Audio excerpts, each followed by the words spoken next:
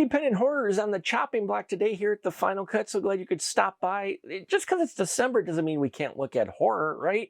And this is a horror anthology called Phil Herman's Unearthed. Yes, that's right. We've got a number of short stories here, all tales of, a dark crime thriller, aliens. We've got serial killers. We got demons. You got a little bit of everything in this anthology, all wrapped around by stories being told by a character named Doom. Uh, and we're going to dive into each one of these shorts a bit that are in this anthology because I think they deserve to be looked at individually. Now, the wraparound story with Doom, who is played wonderfully by Christopher Kohler. I loved his performance and the Doom character. The look of him was awesome. The costuming, the makeup effects, the fact that he's telling this story from a book that's taken unearthed from a grave, hence the title, I suspect. And yeah, all of that. I loved the setup, and I totally dig this host of these stories. So we dive into Ties That Bind, brought to us by director Derek Brosh, giving us a story of a woman who's gone missing and feared to be dead, and the details of her disappearance are mirroring a case that had happened a number of years ago where they thought they caught the guy, but maybe not. Is this a copycatter, or did they get the wrong guy? Well, we have to wait for the story to play out to find out the truth. And Ties That Bind, yeah, I could see where it was going, but I liked how this played out, that it's a dark crime procedural, this kind of gritty story, and I liked the characters in here. We have a Detective Herman played by Joseph Martin Josh and Detective Greer played by Lillian Lamore. I dig these two characters quite a bit. Their banter, they're who you want in a story like this, especially the Detective Herman. I'm too getting old for this shit character. He plays it up quite a bit. He kind of becomes the central focal point who we follow the most through this story.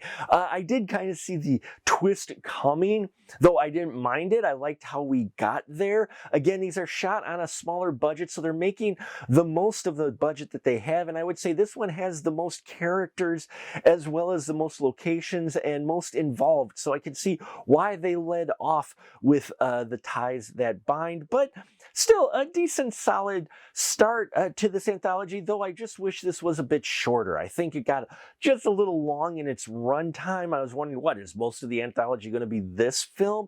That didn't make it necessarily bad. I just think they could have gotten to their point a little bit quicker with this short, and then we get to the next one, which is Look Towards the Sky. And as you can imagine from the title, yes, this is alien themed. From director Will DeVokes, we have the story of Dan Fentiman, who's gone missing for a number of days, and his wife, Julie Fentiman, has said, he's gone before, but not this long. Well, just as she is about to give up hope, he ends up showing up naked by their pool, and as they talk to him, they learn that he may have been a victim of an alien abduction. But are the aliens real, or is it all in his head? Well, those answers soon come to light. I like the performances of everyone involved in here. Joseph Degrestine really did well as this guy who was kidnapped. You buy into him, that there's something going on with him.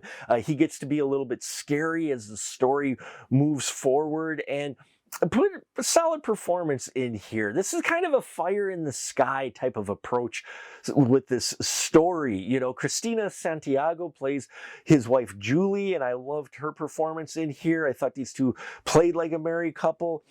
We have an alien in here. Yes, we do actually have an alien in here played by Mike Doyle, and I like the alien design. There are visual effects in here. While it was shot on a small budget, I thought the visual effects from Vincent McTiernan really were well done for the budget that they have. There's a couple of them where it was a little bit sketchy, but yeah, McTiernan really does well here with a smaller budget and conveying the fact that these folks are on a, maybe on a flying saucer, maybe all in their head as well. But those visual effects were really well done and helped sell the idea that these might be aliens involved in the story. Then we have Clean House, brought to us by director Marcello Fabani.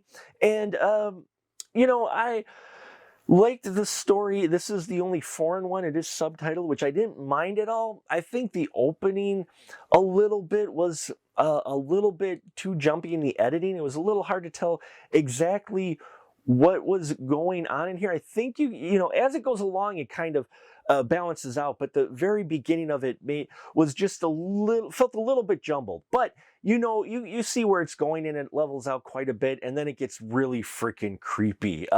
The main focus of this one is a woman who turns to a witch to try to, help getting pregnant, but things go south, and soon she finds herself possessed, and a priest has to come by to try to get the demon out of her. Yeah, it's a dark story. I think it was really well directed outside of the editing in the beginning.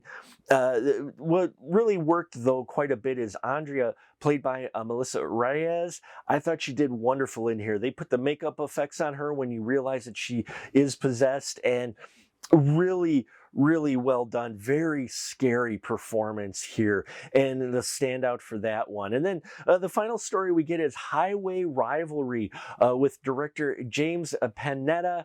And here we have the story of a serial killer who's killing folks on a highway. There's a stretch of highway here where, and no one's been able to catch him, but he's been just doing very brutal, gruesome kills, which we do get to see, by the way, one of his victims and how he goes about killing them.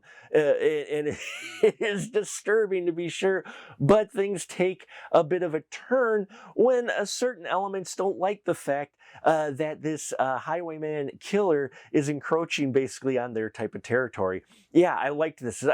It takes a turn I did not expect at all, in a beautiful way. I was happy it took this turn, because I'm like, we're kind of going by the standard, can't catch serial killer and such, and are we gonna get? But no, they do well in here in giving a nice little extra flavor, a little extra twist to it that I appreciated quite a bit.